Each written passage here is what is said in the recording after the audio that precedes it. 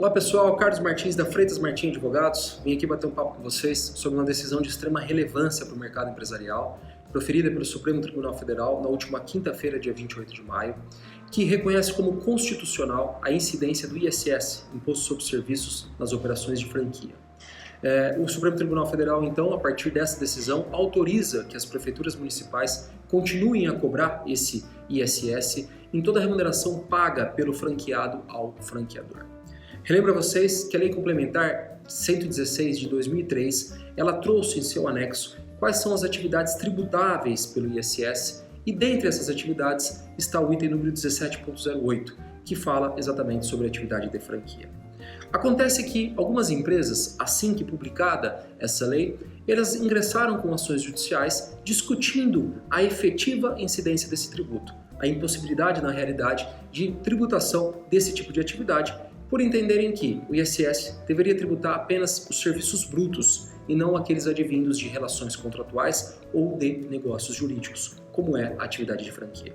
A corroborar com esse entendimento, a lei de franquia, a nova lei de franquia 13.966 de 2019, ela confirmou o entendimento da lei anterior no sentido de que a franquia ela é composta de 3 elementos principais, quais sejam a cessão de uso de marca ou de qualquer outro elemento de propriedade industrial do franqueador, a autorização de distribuição ou de venda de um determinado produto ou serviço de exclusividade dele e, por fim, a utilização de um determinado método de negócio, método de administração, algum sistema de administração do negócio que foi organizado pelo franqueador para o franqueado. Também, nesse sentido, o Superior Tribunal de Justiça havia decidido lá atrás que as agências franqueadas que prestavam serviços telemáticos ou postais não deveriam pagar ISS. Baseado em todo esse contexto, as empresas ingressaram com ações judiciais que foram decididas de maneiras divergentes por vários anos. Considerando o ângulo constitucional que essa discussão tinha, nos autos do recurso extraordinário 603-136, o Supremo Tribunal Federal ele entendeu como a necessidade de determinação de tema de repercussão geral. E foi delimitado, portanto, nesse recurso extraordinário, o tema número 300 e, portanto, suspensa todas as outras ações judiciais que falavam sobre o assunto. 10 anos depois, o Supremo Tribunal Federal finalmente julgou esse recurso na última quinta-feira, como eu mencionei no começo dessa explanação.